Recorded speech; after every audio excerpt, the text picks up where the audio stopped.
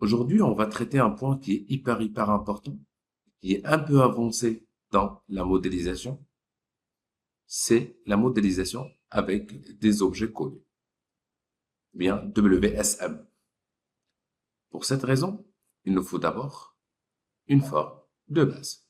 Ça peut être, bien sûr, je sais pas, ça peut être une forme linéaire. Bien sûr, je dois calculer l'espace comme d'hab, en grade. Je prends par exemple, je sais pas, 2 centimètres cette fois. Je veux des petites formes. Oui. Et là, parfois, on trouve que le zoom, c'est x10. Je peux le rendre x2. En effet, je trouve soit 2, soit 4. On est d'accord, c'est tout. Ça, c'est bien. Si je veux vraiment. Donc, je dois très bien zoomer au moment que je trouve 2 centimètres, rien de plus. Et aussi, au niveau de l'accrochage, c'est par rapport à la grille. Ça ne peut pas être par rapport aux vertex. Je commence un tout petit peu la modélisation.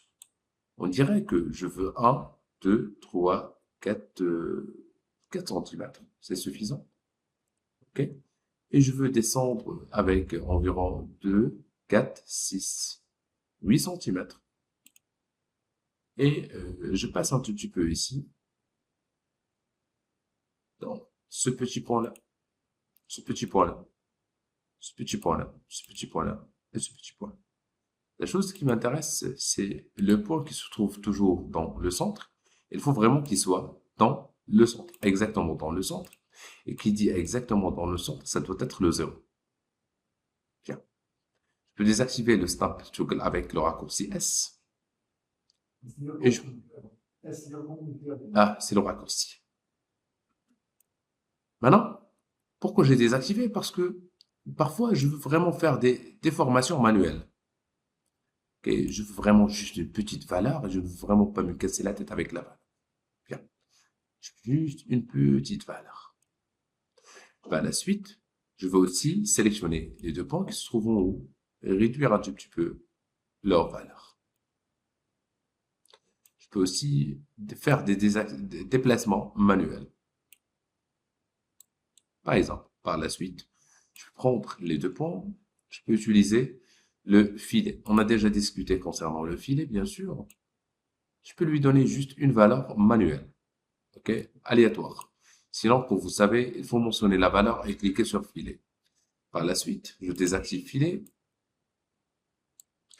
Je sélectionne filet une deuxième fois ou bien le chamfar. Si je veux, bah, j'ai pas trop aimé avec le chamfar. Je retourne vers le filet. Je désactive le filet. Bien. Ah oui. Clic glisse. Bien. Une fois on termine cette opération, comme on a déjà discuté concernant les formes de 360 degrés, qu'est-ce qu'il faut faire? D'abord, une chose hyper importante pour une forme, il faut que je clique sur Spline. Spline, je sélectionne mon spline et je cherche vraiment le outline. Ça peut être avec une petite valeur de 0,1 cm, environ 1 mm. Ok, je clique sur outline. En effet, comme vous voyez, je dois très bien vérifier ma ligne. S'il y a des problèmes quelque part, surtout là, voilà, je pense que c'est bien. En plus, c'est une forme, elle est devenue une forme fermée. Quand je lui donne, bien sûr, le modificateur, comme c'est le seul qui peut nous donner des résultats, ça me donne, bien sûr, ça. Bien sûr, ce n'est pas la forme que je veux, je clique sur Mine, et ben voilà ce qu'il vient de me donner. Par la suite, je dois vraiment imaginer un tout petit peu la forme. Voilà ma première forme. Je clique sur Welcome. Pour être sûr, il y a une petite ouverture. On va voir est-ce qu'on va la garder ou on va la fermer. Bien. Par la suite, je retourne un tout petit peu ici dans cette vue. Je retourne vers Line. Je clique sur un tout petit peu les ponts. Je sélectionne ces points-là. Et je vais les déplacer un tout petit peu. J'ai pas trop aimé les points et la taille aussi de mon objet. Maintenant, c'est moins important. Je clique une deuxième fois sur les points. On dirait que je veux faire des déformations, comme ça. Et je prends un tout petit peu.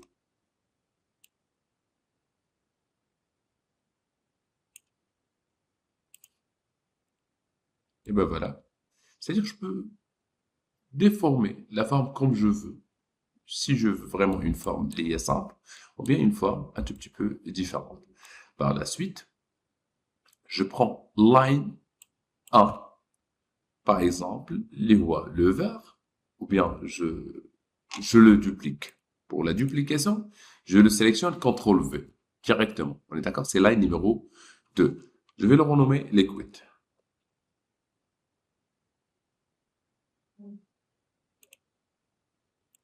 Bien. Ça s'appelle liquide. Copie. Tiens. Dans cette copie, je prends l'aide. Je le supprime. Isoler la sélection. Je retourne un tout petit peu vers cette vue pour faire les modifications nécessaires. OK? Bien. Pour cette raison, si je clique sur Element, ça va sélectionner la totalité de l'élément. Donc, je ne peux pas modifier actuellement. Je clique sur Spline. OK? Les splines qui se trouvent à l'extérieur, supprimer. À l'extérieur. Je garde les splines qui se trouvent à l'intérieur.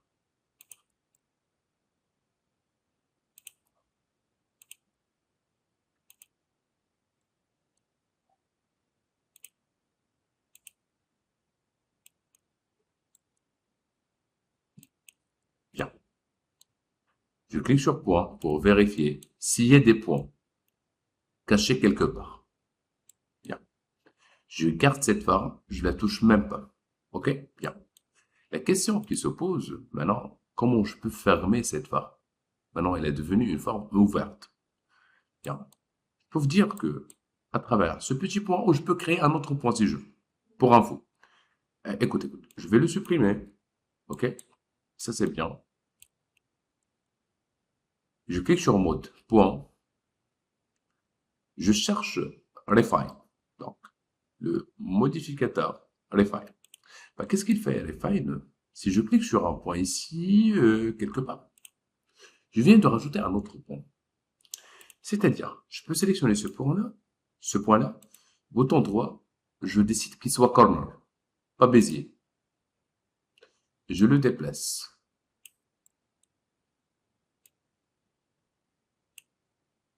Je prends l'autre. OK?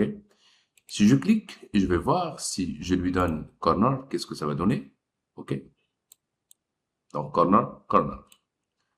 Celui-là, il faut qu'il soit aligné avec celui-là. C'est-à-dire, la hauteur de cette forme, c'est-à-dire ici, on a une valeur environ de 14 et quelques. OK? Je prends cette valeur qui se trouve là, qui est 13 et quelques, CTRL-C, je prends l'autre, CTRL-V et Entrée. Maintenant, les points sont alignés. C'est-à-dire, une chose très importante, une fois on maîtrise les lignes et les points et le traitement de ces éléments-là dans 3D, on peut y aller très très loin au niveau de la modélisation. Bien, parce que par la suite, quand vous voyez, restez avec nous une petite seconde. Une fois bien sûr, on a collé la valeur, c'est aligné. Et là, ça doit être le 0 dans le centre. OK? Et ça, c'est très important. Par la suite, on dirait que pour déplacer ce point ici, si j'essaie de le faire, c'est pas possible. Donc, qu'est-ce que je dois faire? Bah, c'est simple. Rajouter un autre point. Je prends ce point-là, je le déplace, je prends l'autre point-là. Ici, je le donne à 0. Je mets ce point-là, je le déplace un tout petit peu ici. Okay, il faut qu'il soit dans le centre pour qu'on soit clair. Okay? Et je fais d'autres modifications. Par exemple, Hada, c'est un peu, si je le mets un tout petit peu ici. Et l'autre, je veux insérer un autre point. Donc, refine une deuxième fois. Donc, j'insère refine ici. Un point qui est vraiment très très proche. Je prends l'autre point, bouton droit, corner. Je sélectionne les deux points. Je dois comprendre un tout petit peu ou bien estimer l'espace entre les deux points. Et ça, c'est très important. Je sais que je travaille avec des carreaux de 2 centimètres. Je sais que je suis un tout petit peu dans une valeur inférieure de 1 centimètre. Ça, c'est un peu la moyenne. On est d'accord? Bien. Je sélectionne les deux. Je vais aller vers World et je vais lui donner 1 centimètre. OK? Je clique sur World. C'est bon? Par la suite, je trouve que j'ai weldé, c'est-à-dire j'ai soudé. Donc, allez que bouton droit, c'est 0. Bien. Par la suite, je peux faire des petites modifications si je veux, ou bien aligner celui-là avec l'autre un tout petit peu. Pourquoi tout ça? Ben, c'est simple. Une fois on a cette femme qui symbolise le liquide,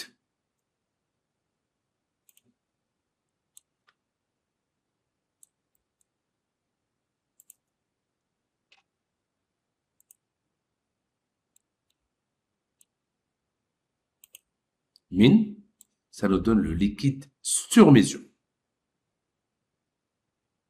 C'est tout ce que je veux. Créer un liquide avec le niveau que j'ai déjà choisi et c'est sur mesure. Bien. Je reprends. Bien sûr. Une fois on a téléchargé,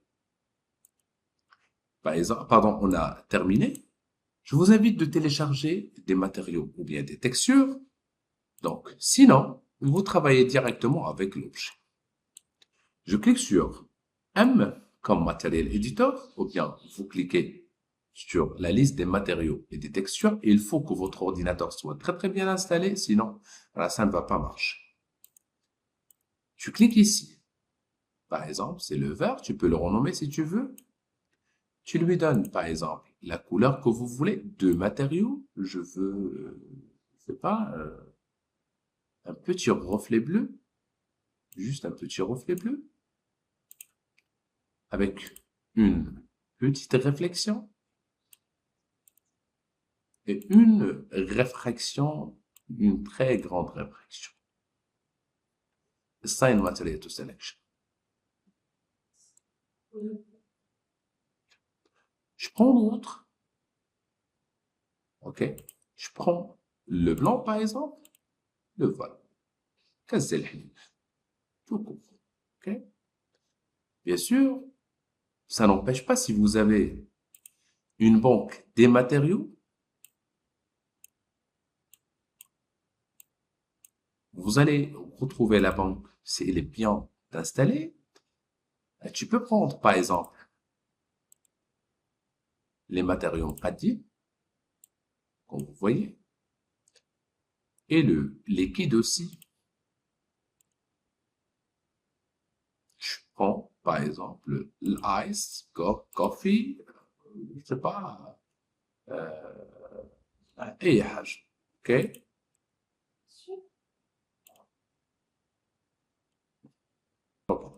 Bah, la question qui se pose, une fois par exemple, on est là et je viens, je sais pas, de télécharger, je peux changer un tout petit peu les matériaux,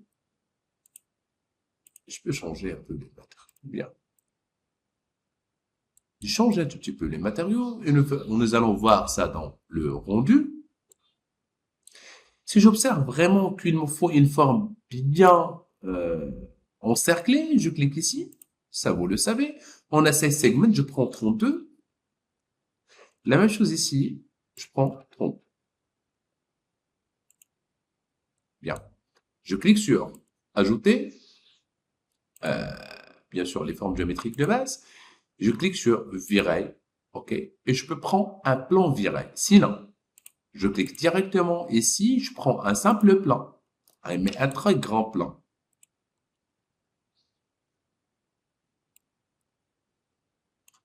Un grand plan. Okay. La chose la plus importante, que le plan vraiment soit sous l'objet, C'est un peu ça, il faut juste le déplacer un tout petit peu.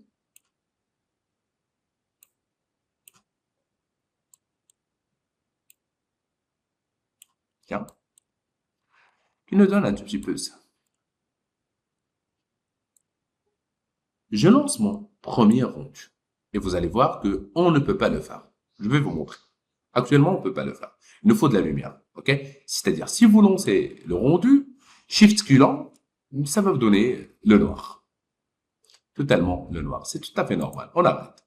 Donc, la première des choses qu'il nous faut, c'est la lumière. On est d'accord? Pour cette raison, aujourd'hui, on va utiliser un peu la lumière de plan. Et pour cette raison, je clique sur Light, virer, Light, et je prends Plan. OK? Plan. Dans cette vue qui est left, par exemple, Plan, je dessine un plan comme ça. Une chose qui est hyper importante dans la vue 3D, j'observe que la flèche de la lumière est vers cette direction de la droite. Donc je tourne, je déplace un tout petit peu la lumière vers la gauche. La source lumineuse, la direction de la lumière vers l'objet. OK, bien. Je sélectionne mon objet un tout petit peu, je zoome un tout petit peu, OK? Si je veux. Et je vais vous montrer, je pense, une autre technique pour l'insertion du caméra. Dans la vue de top, je clique sur caméra, virer, physical camera, je clique et je glisse. Dans la vue de top. Bien, dans la vue perspective, je clique sur perspective, caméra, caméra. Voilà mon objet. Par la suite, je réduis un tout petit peu les valeurs. Je peux en même temps sélectionner ma caméra, juste la caméra et non pas le target, parce que le target, je le mets devant l'objet, et la caméra comme je veux, et j'observe ici ce qui se passe. Je déplace un tout petit peu la caméra, en haut, je clique et je déplace un peu le tout, et je lance mon premier rendu, Shift sculant. J'observe vraiment qu'il y a de la lumière, de la gauche vers la droite. Et ça commence le fait de donner vraiment un petit rendu de mon objet. J'arrête. J'ai remarqué déjà qu'il y a un petit souci au niveau de la lumière. Donc, dans la vue ici, top, ou pardon, left, je déplace un tout petit peu la source lumineuse. Et dans la vue comme ça, un tout petit peu front, je clique sur Angle Smart Toggle et la rotation. Dans la rotation, j'incline un tout petit peu la valeur avec une valeur de 15 tel 25. OK? Quand vous voulez. Pour qu'il soit sous forme d'un spot. On est d'accord? Bien. Une fois c'est fini, je prends cet objet. OK? Qu'il soit dans cette direction. La direction de la lumière. On est d'accord? C'est très important. Je peux l'éloigner, mais la direction de la lumière, il faut qu'il soit vers l'objet. Je suis dans la vue front. Je clique cette fois, non pas sur la duplication, mais je clique sur miroir. Dans miroir, la chose la plus importante, il faut qu'il soit instance. Instantisé. C'est-à-dire les mêmes réglages pour le tout. Et l'axe X, bien sûr, dans cette direction, pour moi. Par la suite, je peux spécifier un offset si je veux. On est d'accord. Voilà, l'offset, c'est le décalage. Je clique sur OK. Par la suite, je le déplace. Je peux ici. J'ai environ 2 sources lumineuses. On est d'accord? Bien. Dans la vue de top, maintenant, les deux sont bien faites. OK, je prends une deuxième fois cet objet, soit CTRL V, c'est quand vous voulez, même CTRL V, ça donne instance, s'il vous plaît, light tree, comme ça, OK, et la rotation,